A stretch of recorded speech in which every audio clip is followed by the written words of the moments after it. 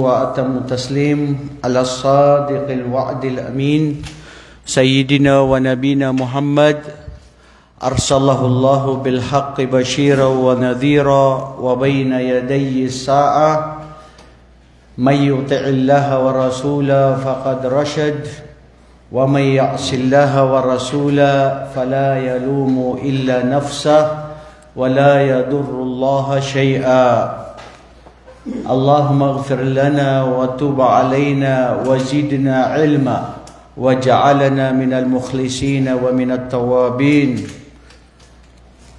ومن المبلغين خالصين لك الحمد كله ولك الشكر كله عليك نتوكل وعليك نسأل اللهم إننا نسألك أن تزيدنا العلم وحفظا وفهما واسعا برحمتك يا أرحم الراحمين.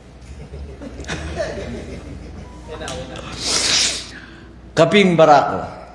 Ngayon mga kapatid, sa ating pagpapatuloy sa ating napag-iwanang kwento noong nakaraang linggo patungkol sa isang propeta na kung saan naiiba ang kanyang kwento dahil sa kapangyarihan na ipinagkaloob ng Allah subhanahu wa ta'ala sa kanya. Batid nyo ba na bago pa mangyari na siya ay dumating sa kaharian ni Propeta Sulaiman, nagkaroon ng pagpupulong sa kanyang kaharian. Naghanda na sila dahil nakakausap niya ang mga jin, na pag-uutusan niya ang mga jin. At ang mga jin na ito o mga engkanto, nung nandun siya sa kaharian ni Balkis, na naghanda si Balkis na pumunta doon. At nagsabi ang mga jin na dumiretso na pumunta kay Sulaiman at nagsabi sila na naghahanda at parating na itong si Balkis, 10 ng kanyang mga kawal. Wa arsalat Balqis risalah bihadiyatin qimatin ila Sulaiman. Dito tayo nagtapos nun eh. Nagpadala si Balqis ng mga sundalo, na mga utusan, rusul, jam'u rasul. Utusan niya, umisahero niya, o mga ambasador niya na nagdala sila ng mga regalo mula sa isang reyna. Ikaw kaya bro, isa kang hari, na pagbatid mo isang reyna na makapangyarihan, bibigyan kanya ng regalo. Di ba ang dapat ang lalaki ang nagbibigay ng regalo? Ito baliktad. Babaeng reyna na makapangyarihan na sinusunod ng humigit kumulang 313 or 12 na mga kawal, na bawat kawal mayroong 10,000 na mga kawal. Walang bilang ang kanyang bilang ng karamihan ng kanyang mga tagasunod. Tapos, binigyan ka ng regalo. Kung ikaw, kapatid na Muhammad, anong gagawin mo? Tanggap mo agad ang regalo dahil galing sa isang reyna. Oh, mashallah, depende. Okay, napag-alaman na natin, napagtanto natin na iba-iba ang tao. Correct yun. Sa kanya, depende. Paanong paraan na tatanggapin mo ito?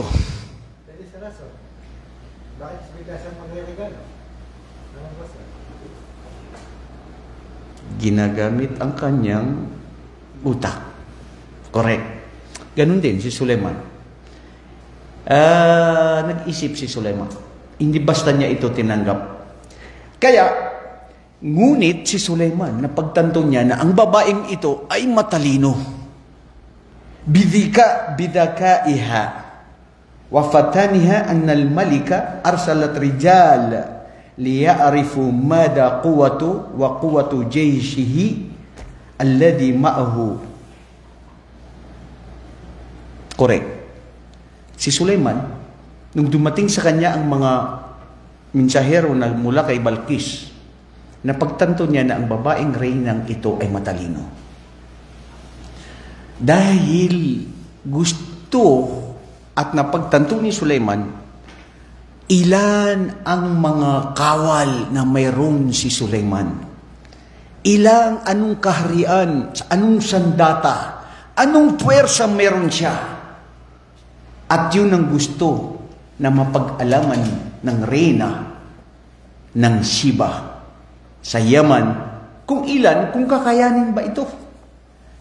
Tutuloy ba sila na sila ay makikipaglaban? O tatanggapin nila ang sulat ni Sulaiman na gusto niyang iparating sa kanila? Ngunit sa kasawiang palad, mga kapatid, dakhalar ar-rusul Balqis wa ma'ahum al-hadiyah, na mayroon silang nahiya tuloy sila sa dala nila na regalo. Kasi hindi nila akalain na itong regalo na ito ay maaring hindi tanggapin. Dahil sa nakita nilang kaharian na mayroon si Sulaiman. وَنَذَرُوا إِلَى مَمْلَكَةِ سُلَيْمَانَ عَلَيْهِ الصَّلَاةُ وَالسَّلَامُ فَعَلِمُوا أَنَّ الْمُلْكَ بَلْقِيسَ لَا يُسَوِّي شَيْئًا أَمَامَ مُلْكِ سُلَيْمَانَ. Napagtanto ng mga kawal na ito na wala sa kalingkingan ng kapangyarihan mayroon si Balqis. Sa kapangyarihan mayroon na nakita ng kanilang mga mata dito sa kaharian ni Sulaiman alayhi salatu wassalam. Bal faji'u bi anna al-jaysha hunaka numuran aw namran wa aswadan wa tuyuran wa adraku annahum amama jaysh la yastati'u ay jayshin an yaqifa aw yasmadah amama. Nakita nila, hindi lang mga kawal, hindi lang mga tao, hindi lang mga engkanto, dahil ang mga engkanto hindi nakikita, ngunit ang nakita nila ay kasama pati ang mga tigre, ang mga leon, at kasama ang iba't ibang uri ng mga ibon. Sabi nila, si Balqis, ang sa kanya lang, mga tao lang, mga kawal. Pero ito, pati mga hayop, kasama ni Sulaiman.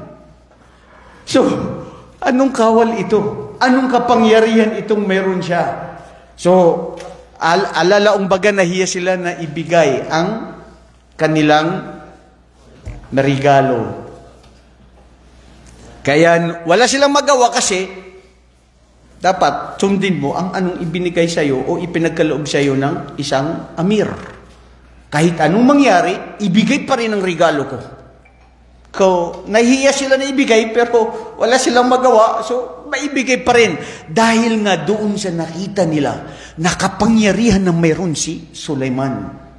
So sabi nila, ibibigay pa, parang they are really reluctant of offering the gift from the Queen of Sheba. Why? Because they realize then that what they have is nothing in comparison to the power of Sulaiman, na ang sa kanya ay pati kasama niya ang mga iba't ibang uri ng hayop. Kagigilan ka kabunda to. Ha? Kasi nandun pa rin yung kuwan. Mahagdog di ay kabay. Ha? No, na makita mo pati mga tigre, nandun siya, nandun sila.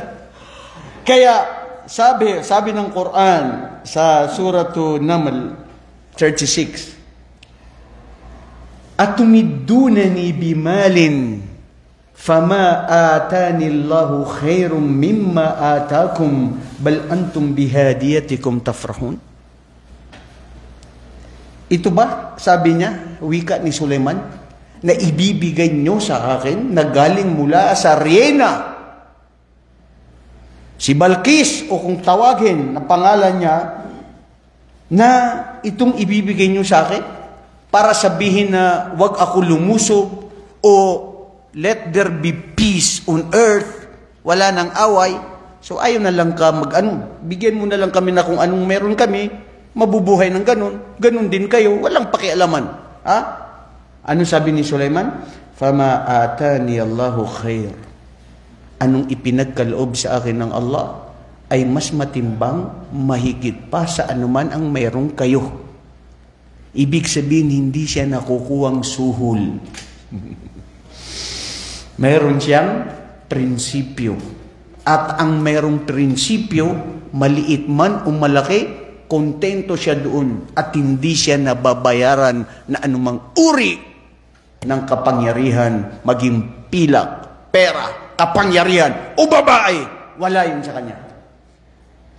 Hakada al-ulama, hakada al-anbiya, hakada al-rusul, hakada al-rijal.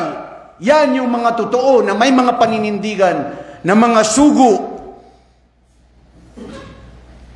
na may taglay na takot sa Allah subhanahu wa ta'ala. Khairan mimma ladaykum. Wala itong mga ibinibigay nyo.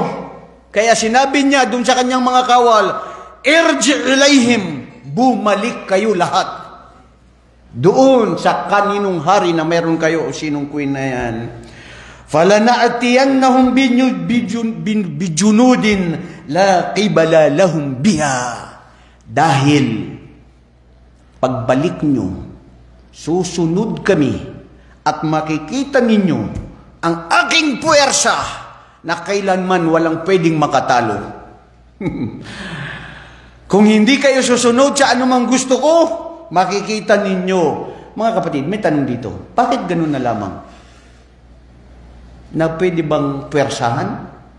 Sabi dito ng mga pantas, sa kapanahunan na yun, di ba nabanggit na natin nung una, nasabi ni Balkis, ang mga sultan, ang mga makapangyarihan, ang mga hari, pag pumasok sila sa isang lugar, kinukupkup ito.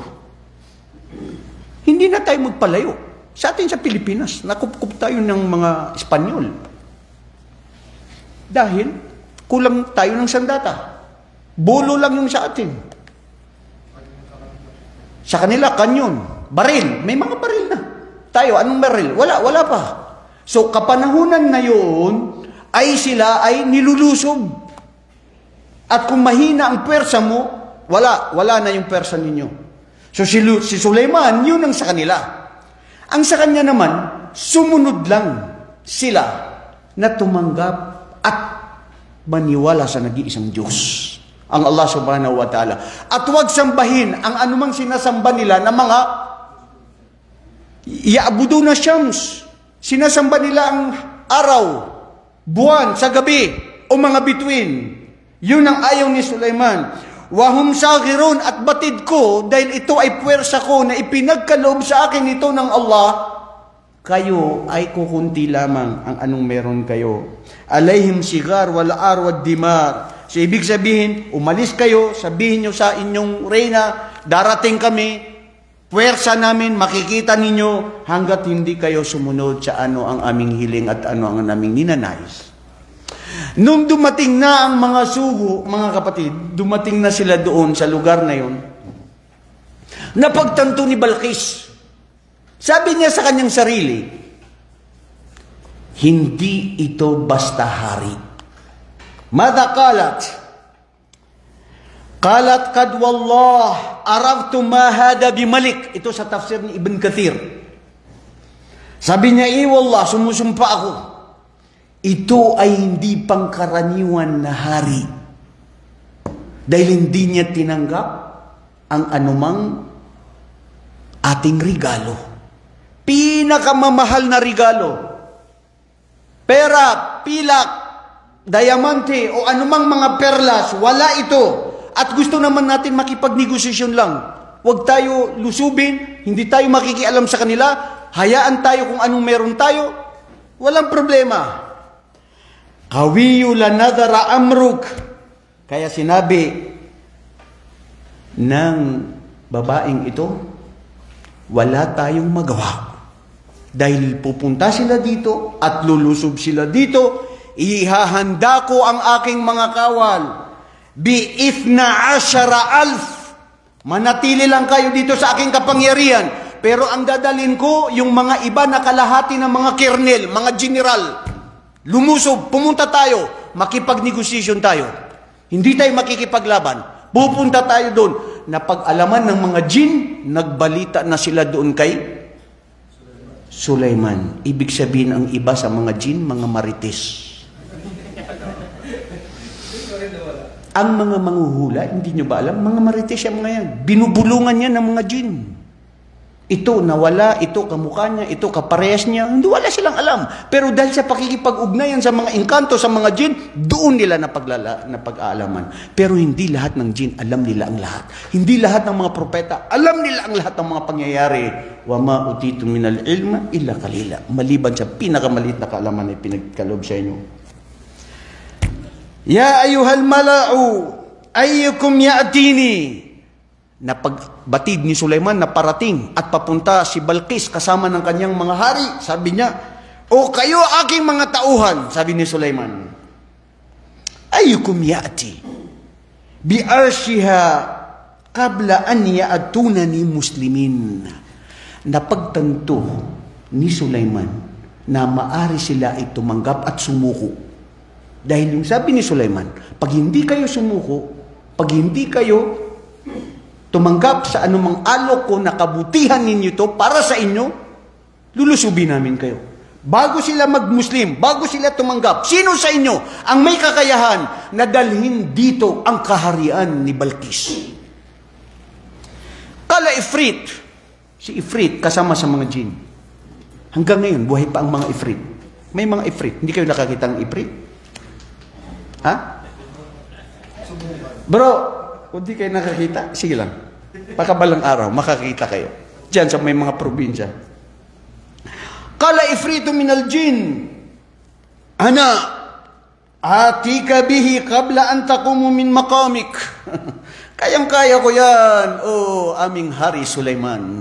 Bago ikaw ay nakaupo pa dyan sa upuan mo, bago ka magtinhog diha, naadiri ka ron ang kaharian ni Balqis. Walakin na Sulaiman yuridu an yakuna asra minha. Gusto ni Sulaiman alayhi salatu wasalam, ano pa yung mas mabilis doon? Kung titignan mo, tatayo ka lang naman, di ba? Pero bakit parang gusto pa niyang mas mabilis doon? Kasi ang sabi ng mga jin, parating na sila. Sabi ni Sulaiman, gusto ko na dumating sila, nandyan na yung kaharian niya. Isa sa mga nandoon na mga kawal o tao na utus-utusan o kasama sa hindi siya jin. Subhanallah, mas maalam pala ang tao kaysa sa jin. Ang jin, limitado lang yan eh. Pero ang tao, mas matalino. Qala alladhi indahu ilm min alkitab. Siya yung tao na bashar, nakasama siya na may kaalaman sa mga kitab. Faqala al-ulama huwa alladhi indahu ilmun bi ismillahil a'zam. Siya yung nakakaalam na maalam sa lahat ng mga pangalan ng Allah, na lahat ng kanyang panalangin hiling sa Allah dire-diretso na ibinibigay ng Allah. At hindi yan pabago. May mga nauna. Dahil sa kabutihan mo, ang panalangin mo, diretso na tinatanggap ng Allah subhanahu wa ta'ala. Ang pangalan nitong taong ito ay ismuhu Asif ibnu Burkhiyya. Si Asif ibnu Burkhiyya. Pangalan ng taong ito na maalam. Doon sa kitab na yun. Sabi niya, ana atika bihi qabla an yartadda ilayka tarfuk. Ako, sabi niya, yan ang kaya ni Ifrit. Ang kaya ko naman po, Sulaiman, ay bago pumikit ang mata mo, nandyan na ang kaharian ni Balqis. So, ibig sabihin, mas mabilis yun. Okay. Sabi ni Sulaiman, ipinagutos niya, ang gusto ko, ay hindi niyo dadalhin dito na lahat-lahat. Kung madala siya rito, mayroong kayong babaguhin. Ikhtibar, pagsubok ni Sulaiman alayhi salatu wasalam. Kaya nung nadala na doon ang kaharian ni Balqis, bago pa siya dumating, ay napagtanto at sinabi ni Propeta Sulaiman na baguhin ito. May mga area o may mga lalagyan na ito ay baguhin. Fabaddalu ba'dul ighlaq wasakkaru wa indama qal falamma ra'ahu mustaqiran indah, at ito nung nangyari na nabago, sabi ni Sulaiman alayhi salatu wasalam, qala hadha min fadli rabbi liyabluwani aashkuru am akfur. Mga kapatid, may aral dito. Pakatanda ng aral. Pag may biyaya sa iyo na mayroong ibinigay sa iyo ng Allah, alamin mo na dapat kang magpasalamat sa Allah. Na maaring anong meron ka na hindi kaya ng iba. Na wala ang iba. Alam mo yan sa sarili mo anong meron ka. Kung ano yan, magpasalamat ka sa Allah. Sabi ni Sulaiman, ito ay mula sa aking Panginoon. Ang mga biyayang ito na napag-uutusan ko ang mga jin at anuman ang pwedeng mangyari ay pwedeng nadadala at mangyari. Kaya sinasabi ko, ito ay pagsubok sa akin ng aking tagapaglikha. Kung ako ba ay magpapasalamat o hindi. Mga kapatid, ang pagpapasalamat sa Allah, hindi lang yung salita na alhamdulillah, ashkurullah, la. Asyukru lillahi madha huwa ta'atun lillah.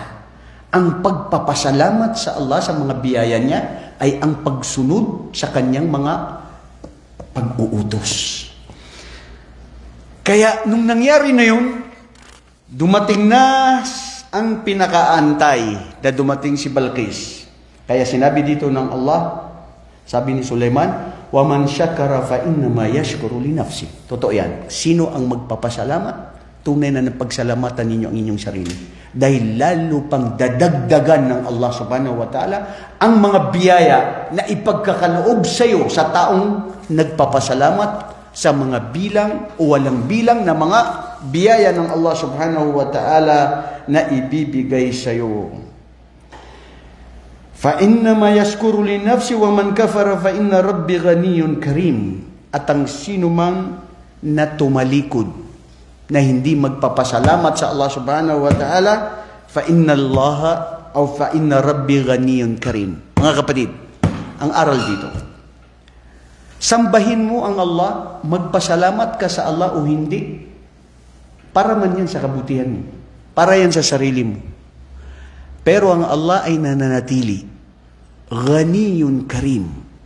Ibig sabihin, minsan may nagtanong, Ustad, sabi mo, nilikha tayo ng Diyos para sambahin siya. Naisip ko lang kasi bago pasok ako sa Islam, bakit pa tayo nilikha na sambahin siya? Bakit hindi ibang nilalang? Bakit hindi iba? O di kaya, bakit? Nangangailangan ba siya sa atin? Na dapat siyang sambahin? Anong sagot niyo doon? Anong sagot mo doon? Halimbawa, yun ang tinanong niya. Nangangailangan ba ang Allah na sambahin siya? Hindi. Bismillah. Tayo na nangangailangan sa kanya. Ano may kailangan sa kanya? Lalong pumapait ang kape. Lalo na sa sagot ninyo. Mga kapatid, unsa imong giingon bay? Ha? Sagot mo ano? Anong hindi? Very good. You cannot question your Lord. Why He created you, why He does this, why He do this, everything. La yus'alu amma yaf'al, wa hum yus'alun. Hindi mo pwedeng i-question ang Allah na, ya Allah, bakit mo kami nilikha? Ya Allah, ba't ako nakapasok sa paraiso, impyerno? Bakit hindi mo ako nilikha na ako ay ipinanganak na Maranaw, Tausug, o Arabo? Di ba? Bakit ako pinanganak na Bisaya, tapos hindi ako nag-Muslim? Alhamdulillah, nagbalik Islam ako, nag-Muslim. La, mga kapatid, alam niya ng Allah ano ang kagigisnan ng bawat nilikha niya. Alam niya nakarapat dapat ka sa paraiso. Alam niya nakarapat dapat ka sa impyerno. At ito ay kabutihan para sa atin. Ang pagsubok ng Allah at ang panglikha sa iyo ng Allah subhanahu wa ta'ala. Ngayon, mufaja'atu dahma li Balqis. Falamma ja'at qila ahakada arshuki, dumating na si Balqis. 10 ng kanyang mga kasamahan. Sabi ni Sulaiman sa kanya,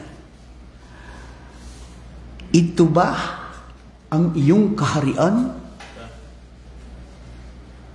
Kasi bago pa pumasok siya doon sa kaharian ni Sulaiman, ay mayroon pang pinapasok muna siya doon sa kanyang kaharian. Para ma-realize niya, ano ka ba, naliligaw ba kayo? Nandito ba kayo? O saan kayo napunta? Kaya sabi niya, ito ba ang iyong ang kaharian? Napagtanto ni Sulaiman na si Balqis ay matalino. Hindi siya basta-basta na reyna. Kaya pala naging reyna at makapangyarihan. Anong sagot niya? Qalat ka'annahu hu. Ka'annahu huwa. Hindi niya sinabi na oo, at hindi rin naman niya sinabi na hindi. Anong aral doon? Sige nga, gusto ko kayo ang magpukaw, magbigay ng ijtihad. Ang sagot ni Balqis, hindi niya sinabi na hindi, kasi may pagbabago naman. At hindi rin niya sinabi na oo, dahil kung sasabihin niyang oo, perfect na ganon. May pagbabago. Pero ang sabi niya, ka'annahu huwa.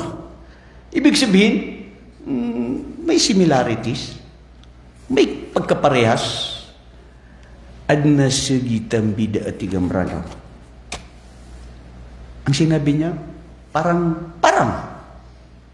Pero hindi naman siya. Pero hindi ko naman sasabihin na siya. Parang lang. Kamukha lang niya. Ano kaya ang aral doon?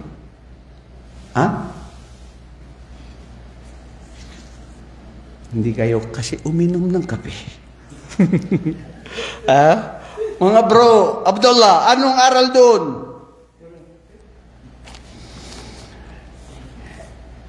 Ang aral doon, mga kapatid, gusto rin ni Balqis na mapag-alaman ni Sulaiman na siya rin ay meron din siyang kaalaman. Na hindi niya tatanggapin na oo o hindi. Dahil alam niya na napabatid niya na bago ang kanyang kaharian. At hindi siya umamin ng diretso. Para magkaroon din si Sulaiman. Kasi Sulaiman, napagtanto din yan, matalino ang babaeng ito. Qala Allah subhanahu wa ta'ala ikhbari Sulaiman wa quwwatihi wa utina al-ilma min qabliha wa kunna muslimin. Binigyan kami ng pagkakaalaman, sabi ni Sulaiman, sa lahat ng mga napag-uutusan niya at hindi pa nangyayari, na limitado lang dahil hindi lahat kailangan dapat malaman. At ngayon, sabi niya dito kay Balqis, dahil yan ay napagtanto mo yan, na hindi mo inamin na yan nga ang sayo, within the second, mga kapatid, sabi niya sa mga jinn, ngayon, gumawa kayo ng kaharian na bago pa dumating siya sa aking kaharian, gumawa kayo ng kaharian na doon dadaan si Balqis, 10,000 na kanyang mga kawal na mga kasamahan, na ang kaharian na ito ay gagawin diyan sa dagat, sa ibabaw ng dagat, at ang mga simento o ang lahat ng mga gagamitin dito ay crystal clear, na makikita ang salamin na napakaliwanag, na anong nandyan sa dagat ay lahat nakikita. Buong kaharian, salamin. Nakikita mo kung ano ang nandoon. Pati doon nakikita rin. Kaya bago pumasok doon sa kaharian ni Sulaiman, nagtaka si Balqis. Sabi niya, saan lugar ito? Akala ko nandun ako sa aking kaharian. Nag-utos na naman si Sulaiman na gumawa kayo ng kaharian na bago pa siya dumating doon. At subhanallah, kaharian na kumbaga doon na pagtanto ni Balkis kung gaano makapangyarihan si Sulaiman na walang-wala silang kapangyarihan. Kumpara sa kapangyarihan na meron siya. Kaya nung bago siya doon pumasok sa kaharian ni Sulaiman, aywan ko, kwento kasi, nabasa ko doon sa isang libro na kwento ng mga Israelita kung paano ang mga Israelita gumawa ng mga paglilinlang at paninirang puri sa mga kitab na sarili nilang mga kuro-kuro. Sabi nila, kaya nagpagawa daw si Sulaiman doon na para yung sa tubig na nakikita lahat. Kasi parang napag-alaman daw niya, gusto daw niya alamin na kung totoo na si Balkis o babae o lalaki. Kasi daw, nung naglakad daw si Balkis, yung kanyang damit niya, itinaas niya. Dahil akala niya mababasa doon sa may tubig. Di ba? At nung mababasa doon sa may tubig, tignan niya, so nakita ni Sulaiman ang kanyang hita. Sa baba ng kanyang hita. Napagtanto niya na babae pala. Kasi kung lalaki daw yan, may mga bulbul. Kwento yun ng mga Israelita, mga kapatid, kung paano nila sirain ang mga kwento. Oh, mga balahibo, hindi pala bulbul. Sorry. Ano ba yung bulbul, bro? Hindi ko alam yun. Pagkain yun, di ba? Balahibo. Oy, balahibo yun. Oh, akala niya kung may balahibo.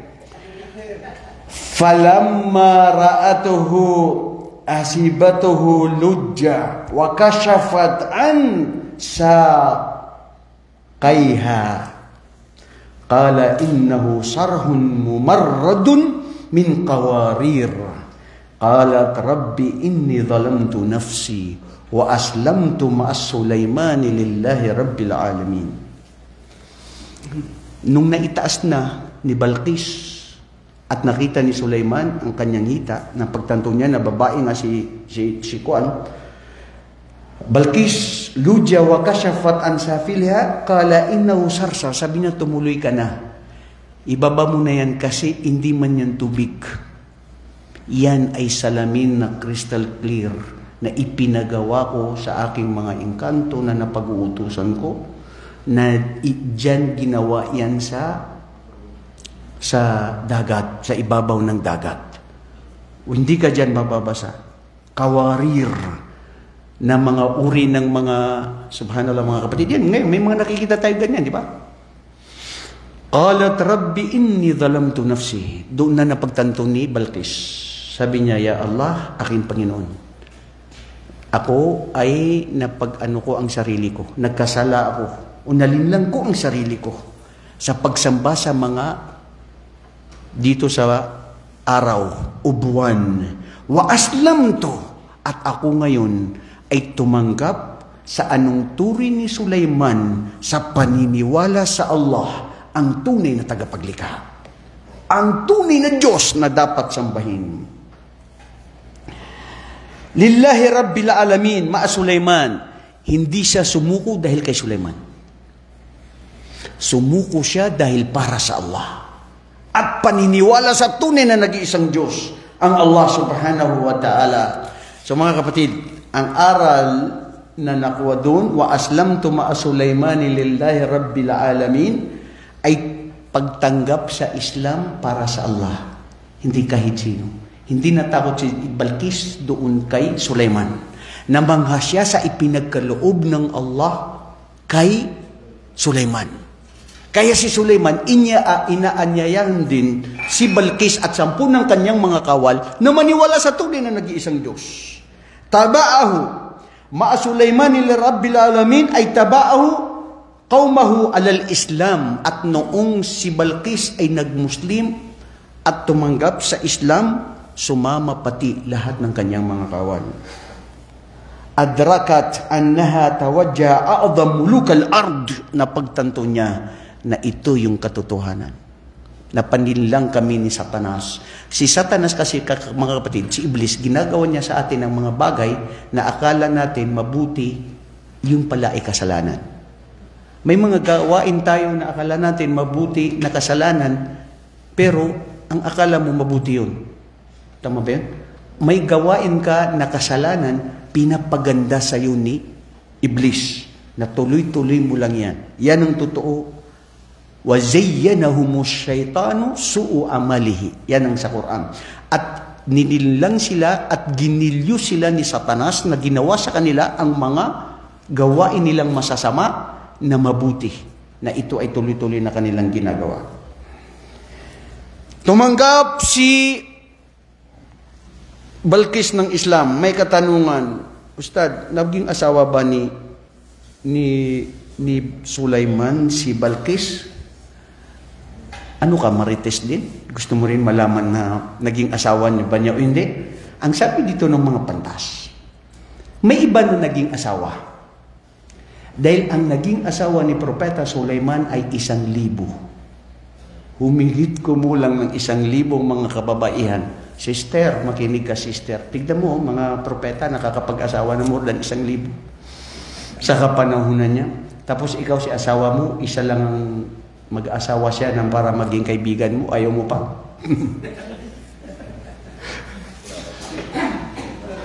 Peace tayo ha, peace. Let there be peace on earth. Tawa kayo dyan mga kapatid, para kayong kinikilig. Ha? Anyway, katakutan nyo rin ng Allah na naghahangad ng magduwaya ang mag-asawa. Baka marahil ito ay magiging pahamak sa inyo at maging makasalanan pa kayo sa Allah. Wallahi, totoo mga kapatid. Kailangan just. Kung isa lang na mas mabuti, okay lang. Lahat ibinibigay, wala kang problema, walang sakit ng ulo. Bakit ka pa naghanap ng sakit ng ulo? Di ba? Pero kung asawa mo, sakit ng ulo, madaldal, hindi binibigay ang karapatan mo, hindi ka kontento, yalla, sawi. Kung gusto mo, nakakayanin mo. There is condition, bro. Huwag yung gusto mo lang dahil sa sarili mo o para sa mga tao, hindi, para sa Allah. Dumako tayo ngayon kay Sulaiman sa paglilinlang sa kanya ng kanyang alaga na kabayo. Ang tao, minsan nililinglang ng kanyang kapangyarihan, ng kanyang pera, ng kanyang mga pagsubok sa kanya. Ang pagsubok kay Sulaiman, alayhi salatu wasalam, isang araw. Pinakapaborito at ginagawa niya ay nakikita niya ang kanyang mga kabayo. Isa dito sa kanyang mga kabayo na ang kanyang pangalan ay si Safinat. Dahil sa kulay, dahil siya ay sumasakay sa kanya na napakabilis, napakalakas. More than 10 kabayo ang kanyang equivalent sa isang kabayo na ito. Sa kulay, naaamo siya, na-attract siya. Kaya ganun, si Sulaiman at ang mga propeta, sabi ni Propeta Muhammad sallallahu alaihi wasallam, wujilat qurratu aini bis-salah. Ang mga propeta at ang mga tunay naman nanampalataya sa Allah, ang sala, ang pagdarasal, yun ang hinahanap ng kanilang mata at ang kanilang sarili. Mga kapatid, kung yan, ikaw isang Muslim, hinahanap-hanap mo yan na lagi kang gustong magdasal, pangitain na mahal ka ng Allah. Dahil yan ay pangitain ng mga tanda ng mga tao na tunay na may pananampalataya at takot at pagmamahal sa Allah na hindi sila nagpapaliban ng sala. Gusto nilang laging may sala. Naalala ko tuloy yung isang, sino ba yun? Tama, isang kaibigan, nakaiga siya sa bahay, tapos gumising siya nang mag-fajr na, tapos 2:30. Tapos nagbihis na. Sabi niya, Sheikh Amrullah, punta na tayo ng masjid. Nagtaka ako, parang 2 oras lang kami natulog. Tinignan ko yung 2:30. Isyada. 2:30 pa, bro. Allahu Akbar. Sabi niya, subhanallah. Pangitain, wallahi na-appreciate ko yung brother na yun. Kung paano yung pangitain niya na gustong-gustong magdasal sa masjid. Yan ang mga propeta. Si Sulaiman, ganun din siya. Gustong-gusto niya na nagdarasal. Pero isang araw, nalinlang siya sa pamamagitan ng pagkita niya kay Safinat. Sa ganda ni Safinat, sa lakas niya, hanggat hindi niya namalayan na lumipas na ang waktul asar. Ang waktul asar, na isa rin yan sa pinaka-importanteng mga oras ng pagdarasal, ang waktul asar. في يوم من الأيام بدأ استعرض هذه الخيول الجميلة أمام سليمان وكان ذلك قرب وقت العصر فأخذ ينظر إليها ويستمتع بها أو يستمتع به برؤيته فتمشي أمامها. Naglalakad siya, hanggat hindi na niya namalayan, nawala na yung oras, nawala na yung waktul asar. Kaya sa pagsisisi ni Propeta Sulaiman, kinaumagahan, o sa oras na yun, pagkatapos nun, amar al-junud bi an yaruddu ilayhi al-khuyul marratan ukhra ruddaha ala tattika masahan bisuqi wal a'naq. Sa Quran ito, mga kapatid, Suratu Sad. Iparating, dalhin muli sa akin dito ang kabayong yaan dahil sa paglinlang niya sa akin na napangibabaw ko ang oras ko, nalinlang ko ang oras ko. Mga kapatid, hindi niya sinadya. Nakalimutan lang niya dahil doon sa oras niya. Ngayon sabi niya, ikaw ay aking kakatayin. Kinatay niya ang pinakamamahal niya na hindi niya mapag-iwa-iwanan na kanyang kabayo. Fi waqtihi, sa kanyang kapanahunan, mashru, pwede nakatayin at kainin ang mga kabayo sa oras na yun. Sa kapanahon natin ngayon, sa batas ni Propeta Muhammad, hindi pwede kainin ang kabayo. Aywan ko, may mga iba kinakain pa rin nila kabayo. Pero sa kapanahunan ni Propeta Sulaiman, pwede yun. At dahil nanlin lang siya sa oras na yun, pinag-utos niya, nakatayin ang kabayong ito para hindi na muli na siya ay baka maakit muli ng kanyang kabayo. Sabi dito ng mga pantas, dahil siya, ang pagmamahal niya sa kabayo ay kinitil niya, pinutol niya, pinalitan ng Allah subhanahu wa ta'ala dahil ginagamit niya ang kanyang mga kabayo sa pakikipaglaban, pagpunta sa isang lugar o lahat ng gagamitin, binigyan siya ng Allah ng pagkakataon na dahil sa ginawa mong yan, na mas nangibabaw sa iyo ang iyong Panginoon sa pagdarasal, ang pagmamahal mo dyan. Mga kapatid, may hadith ng Propeta sallallahu alaihi wasallam, man sabara wa taraka shay'an lillah abdallahu Allahu lahu khairan minha. Ang sino man iwasan niya, italikod niya ang tunay na minamahal niya na para sa sarili niya, tinalikuran niya yun, ngunit bakit? Para lang sa Allah, papalitan sa kanya ng Allah na mas mahigit pa na mabuti. Mga kapatid, sikreto yan sa pagpigil sa kasalanan. Ano man ang gusto mo, paglabanan mo, pag yun ay napangibabaw ang Allah kaysa sa gusto mo, papalitan sa iyo yan ng Allah. Ipapadama sa iyo ganong katamis ang pananampalataya. Kaya ganun si Sulaiman alayhi salatu wasalam,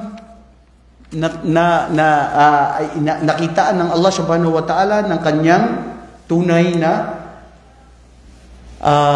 pagmamahal sa Allah at pagsunod, at iniwan niya ang anong pagmamahal niya sa mundo o sa kanyang mga kabayo, at kaya ipinalit ng Allah, Sulaiman, ito ang hangin. Ano ang iuutos mo? Susundan ka niya.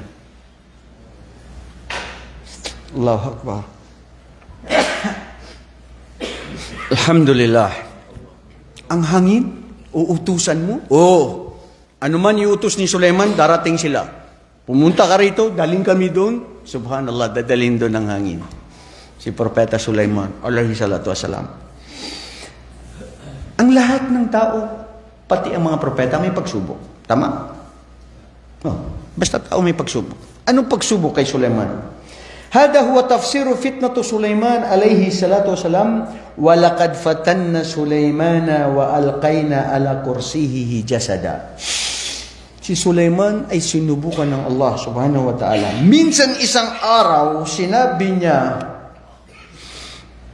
sa kanyang mga tao na naging asawa niya ay 1,000 na mga kababaihan, sabi niya, itong araw na ito, itatalaga ko na matutulog ako, gagamitin ko ang 100 na mga kababaihan na asawa ko. Gagamitin ko sila sa isang araw. Propeta yun eh, malakas yun eh, binigyan ng Allah subhanahu wa ta'ala. Dahil ang aking layunin ay magkaroon sa kanila ng mga anak bawat isa na magiging sundalo, kawal ng Islam para pa sa pakikipagdigma, gagamitin ko para sa Allah. Lahat yung mga yan, manganganak ako sa kanila ng bawat isa ng mga kalalakihan, gagamitin para sa Allah subhanahu wa ta'ala. Wa nasiya an yaqula insya Allah fakhtabarahu Allahu bihada. Ngunit nakalimutan niya na magsabi na insya Allah. Lahat ng babae na asawa niya, 100 women ginamit niya sa isang gabi, wala ni sino man na isa sa kanila ang nanganak, maliban sa isa. Yung iba, hindi nanganak. Sabi ni Propeta sallallahu alaihi wasallam, kung nasabi man lang ni Sulaiman na insya Allah, magkakaroon siya ng mga anak na kalalakihan ng 100 na lahat ito ay sundalo para gagamitin sa Allah sa Allah sa lalangan ng Islam. Walaqad fatanna li Sulaiman, at ito ang pagsubok kay Sulaiman. At ganoon din nasubukan dito si Propeta Muhammad, diba? Yung pagsabi niya ng insya Allah. Kaya mga kapatid, itong pagsabi ng insya Allah, minsan sa atin nagagamit natin ito na parang ang iba ang akala niya katulad ng Arabo na magsabi ng inshallah, iyon daw ay hindi matutupad. Huwag yun ang isipin nyo. Kasi pag sinabi mo ang inshallah, doon magbibigay ang Allah ng baraka at taufik na mangyayari ang ipagkakaloob.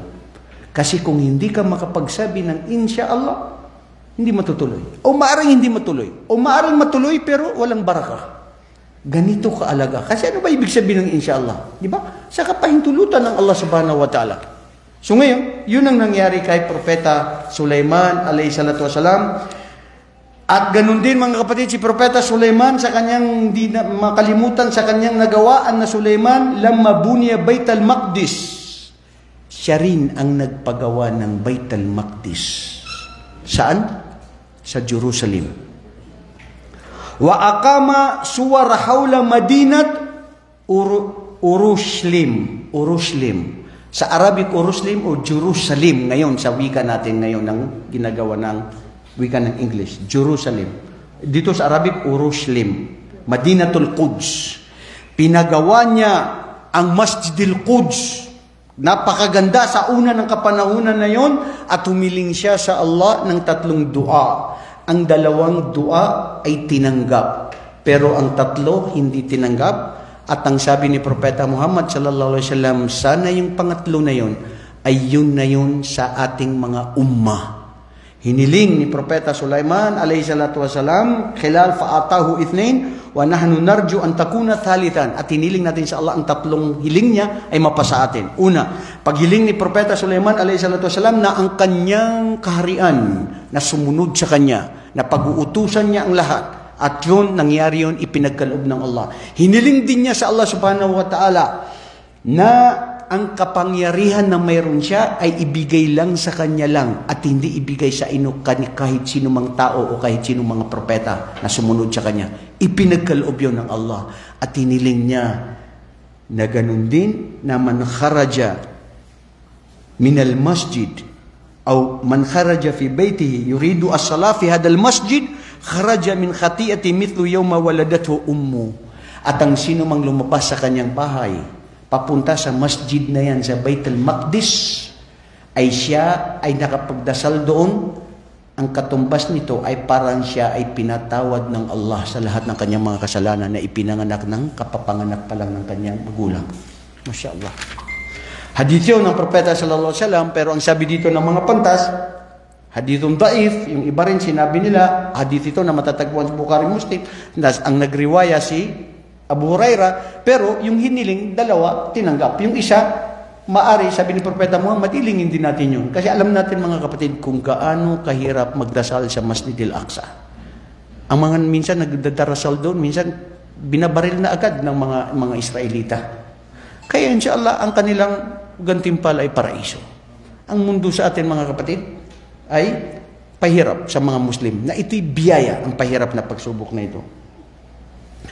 Dumating na ang oras ng lahat ay may simula at may katapusan. Wahana al-waqtu rahil. Dumating na ang oras na mamamaalam si Sulaiman alayhi salatu wassalam.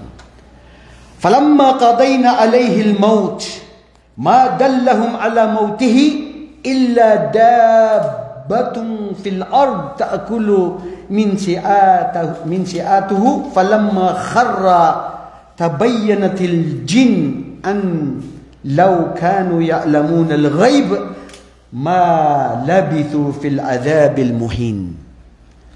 Dito na pagtanto ng mga jin at lahat na ang mga jin wala silang kaalaman. Limitado lamang ang kaalaman na kung meron sila. Dahil si Sulaiman alayhi salatu wasalam, inutusan niya ang kanyang mga jin at ang mga tao na magtrabaho. Sa mahirap na trabaho na pinagtatrabahoan nila, si Sulaiman nakaupo sa kanyang kursi at dumating sa kanya ang kamatayan. Nung dumating sa kanya ang kamatayan, nakabukas ang kanyang mata o siya ay natutulog, nagdidikr sa Allah. Akala ng mga jin, buhay pa si Sulaiman at natatakot sila sa utos ni Sulaiman na dapat sundin. Dumaan ng 1 taon na tuloy-tuloy ang trabaho nila hanggat napagtanto nila na matagal nang patay pala si Sulaiman dahil lang sa isang mga langgam o mga uring uod na kinain nila ang tungkod ni Sulaiman na ito ay hawak-hawak niya at nung ito ay tuluyan ng nakain ng mga langgam na ito o mga uring uod na kumakain ng kahoy, natumba si Sulaiman. Sabi nila, patay na pala. Mga kapatid, jasadul anbiya, ang mga sugo o ang mga propeta, ang kanilang mga katawan, pag namatay, hindi ito naagnas. Hindi nasisira at hindi kinakain ng lupa. Yan ay nawarad sa hadith ni Propeta Muhammad alayhi salatu wasalam. At ang mga jin, ito ang ating na limitado ang kanilang kakayahan sa lahat ng anumang mga kanilang mga napagtantong mga kaalaman. Mga kapatid, bilang panghuli, durus malstafada min hadihil qissa. Ang mga aral na mapupulot natin sa kwentong ito. Una, anna salah al-aba yarithuhu al-abna faqad waradat Sulaiman abihi Dawud alayhi salatu wasalam al-ilm wal-hikam wal-fahmuddin. Ang kabutihan ng mga ama, mga kapatid, dapat na ipapamalas nila sa kanilang mga anak ang kaalaman, ang dunong, ang kabutihan. Ito ang namana ni Sulaiman sa kanyang ama na si Dawud alayhi salatu wasalam. Ganun din, pangalawa, anna al-abda idha an'ama Allahu alayhi bini'ami fala budda an yasta'milha fi ta'atillah wa syukri.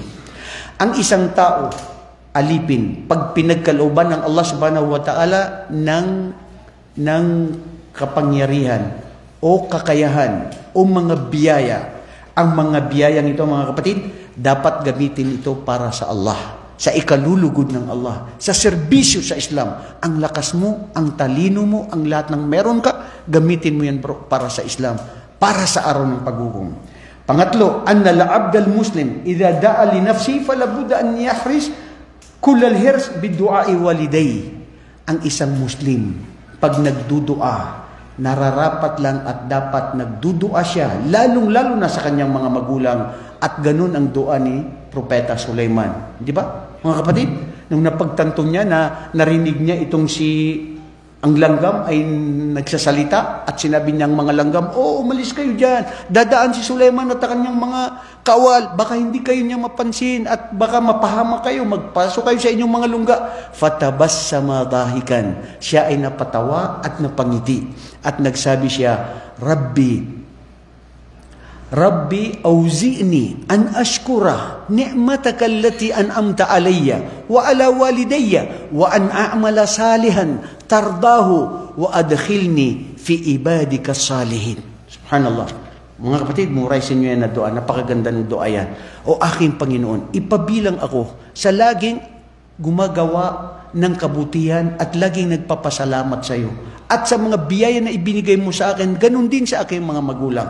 At sa aking magulang. At ganun din aking Panginoon na gumawa ako ng mga kabutihan na gawain na ito ay tanggapin mo. Kasi mga kapatid, maaaring gumagawa ka ng kabutihan, hindi tinatanggap ng Allah. At pabilang ako sa mga tao na tunay na mga mabubuti na nagsisigawa ng kabutihan.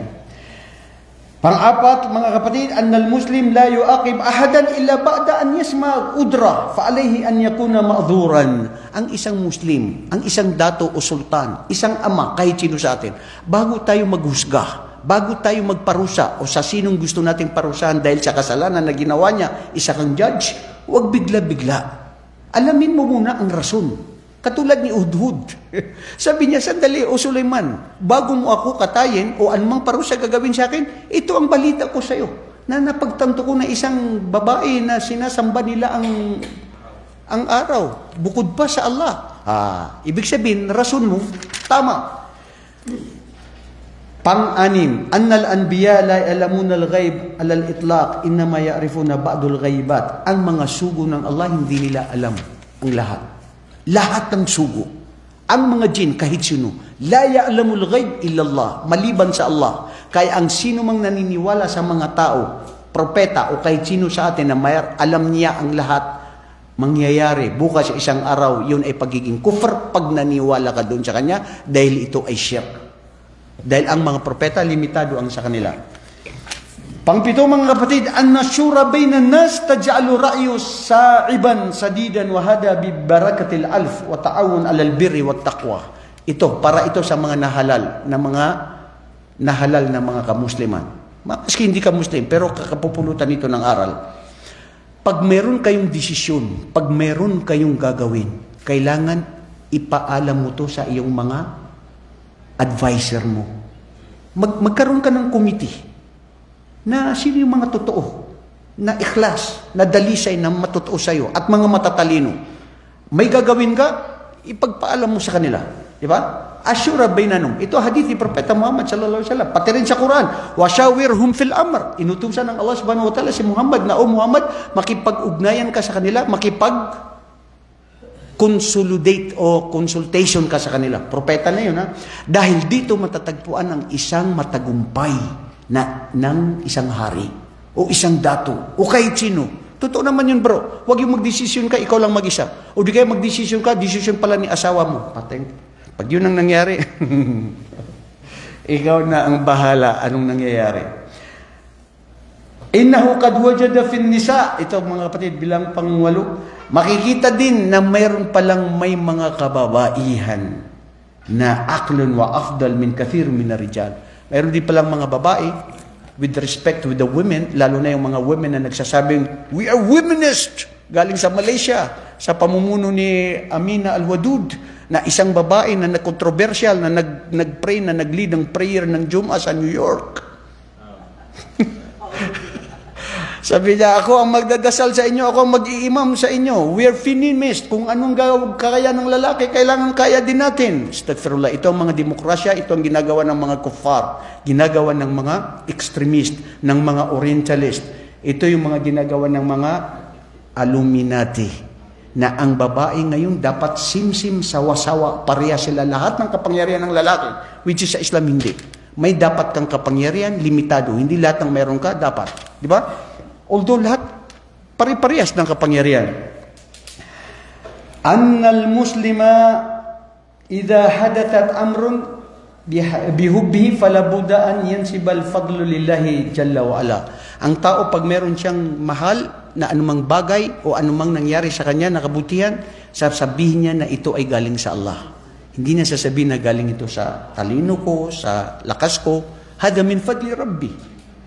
Qala hada min fadli rabbi. Ito ang sinabi. Anong mayroon ka, bro? Huwag mong sabihin, hoy, bro, mashallah, na-promote ka pala. Ang galing-galing mo.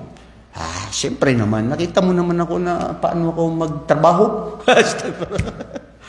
Pwede mo naman sabihin, bro, hada min fadli rabbi. Ito ay habag at awa sa akin ng Allah subhanahu wa ta'ala.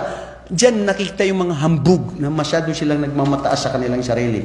Annal muslim yuhsinu idha shagalu ay shay min ta'atillahi jalla wa ala. Correct. ang isang tunay na Muslim na mananampalataya sa Allah, nagkakaroon siya ng lungkot, bigati, at pagsisisi pag ang mga gawain mabuti na pagsamba ay nakalimutan niya, nang ibabaw yun dahil nasunod niya yun. Si cellphone, dapat bro, wallahi, sasabihin ko to. Aywan ko kung na-experience nyo rin. Minsan, nasasabi ko, pag nahawakan ko na naman ang cellphone ko na ito, 30 minutes, 1 oras, hindi ako matatagal dyan. Pag iniisip ko na magbabasa ko ng Quran o magbabasa ko ng kitab, unahin mo yun bro. Kasi minsan sasabihin mo, titignan ko muna anong message, anong mangyari. Yung kitab o Quran na babasahin mo bro, I'm talking about my own experience. Maybe you are different from me. I'm not telling this, I'm not boasting this. Try to think about this. Examine natin ang sarili natin mga kapatid. Wallahi mapanlin lang ang cellphone. Wallahi napakalaking pagsubok yan sa atin ngayon. Ilan sa atin ngayon na minsan nalilate sa masjid dahil sa cellphone. Ilan sa atin ngayon na nawala ang oras niya na pagpuri, pagluwalhati, kaalaman para sa Allah dahil sa cellphone. Gamitin yan. Magkaroon ka ng oras ba na pwede lang siyang hawakan? Huwag lagi. Tulog, kain. Hindi ba pagsubok ito bro? Na minsan kakain ka pa. I-on ko muna yan dyan. Tapos kukain ka pa. Allahu Akbar. Astagfirullah. Minsan nangyari na yan. Sa akin. Sa inyo, hindi ko alam. Kung nangyari sa inyo, aminin nyo. Panghuli mga kapalit, annal muslim idha arada an yaf'al shay'an falabuda an yuqaddiba bimashiatillah. Ang isang Muslim, pag meron siyang gagawin, ano man ang gagawin mo, sasabihin mo, bimashiatillah. Insha'Allah, gagawin natin ito, at ito nga, insha'Allah, kakain na tayo. Insha'Allah. Assalamualaikum warahmatullahi wabarakatuh.